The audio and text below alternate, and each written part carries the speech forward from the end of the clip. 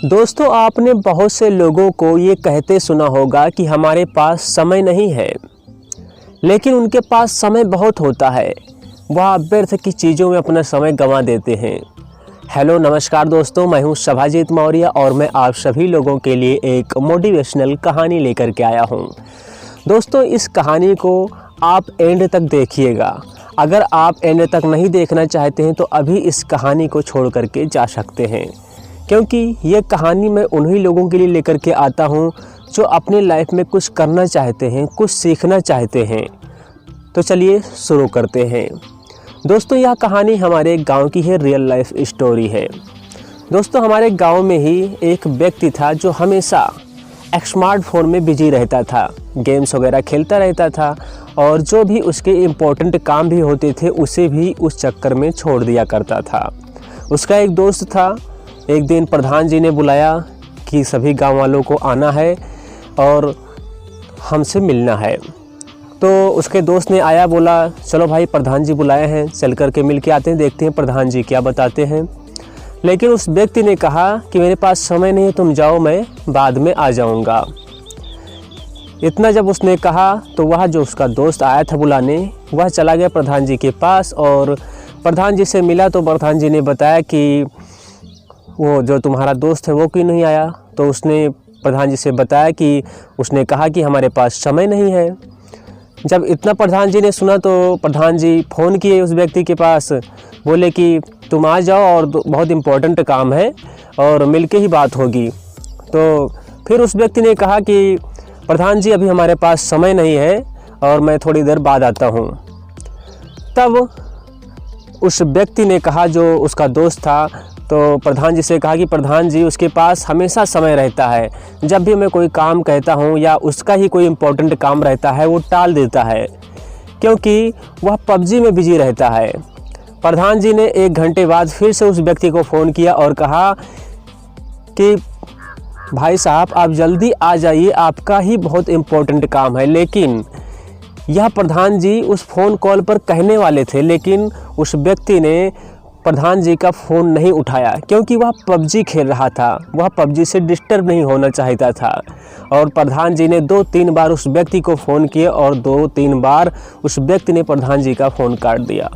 और प्रधान जी आ गए गुस्से में और प्रधान जी ने कहा कि मैं इसके काम के लिए मैं कितना प्रयास कर रहा हूँ, कितना रिक्वेस्ट कर रहा हूँ और बार बार मैं फ़ोन कर रहा हूँ लेकिन नहीं आ रहा है। चलो इसको कैंसिल कर देते हैं। प्रधान जी कॉलोनी देने वाले थे। कॉलोनी मतलब सरकारी एक घर आता है जो गरीबों को मिलता है, वो घर देने वाले थे, क्योंकि उस व्यक्ति के पास घर नहीं था और जो मड़ई होता है, छपरा, जो घास फूस का बनाते हैं, उसमें रहता था।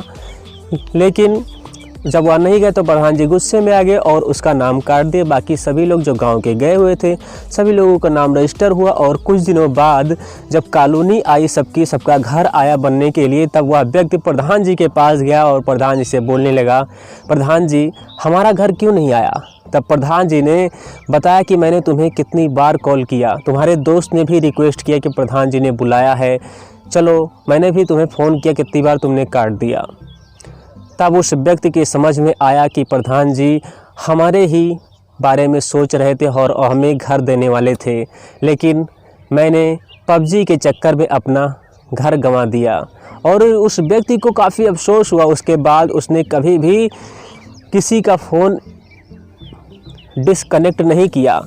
जब भी कोई कहता कि कोई काम है या तुम्हारा काम है, तो वह व्यक्ति हमेशा उस काम को, कोई भी अगर इम्पोर्टेंट काम होता तो उसे इग्नोर नहीं करता था। दोस्तों, उस व्यक्ति की लाइफ चेंज हो गई। दोस्तों, यदि आपके साथ ही ऐसा है, यदि आप पबजी या फ्री फायर या कोई भी गेम्स खेल रहे होते हैं और किसी का कॉल आता है आप डिस्कनेक्ट कर देते हैं, तो ऐसा बिल्कुल भी ना करें। हो सकता है आपके काम का हो या दूसरा कोई इमरजेंसी, किसी का एक्सीडेंट हो गया हो या कोई प्रॉब्लम में हो, तो उस फ़ोन को आपको डिस्कनेक्ट नहीं करना है, तुरंत उठाना है। आप तो पबजी बाद में भी खेल सकते हैं, लेकिन उस व्यक्ति की जान बच सकती है।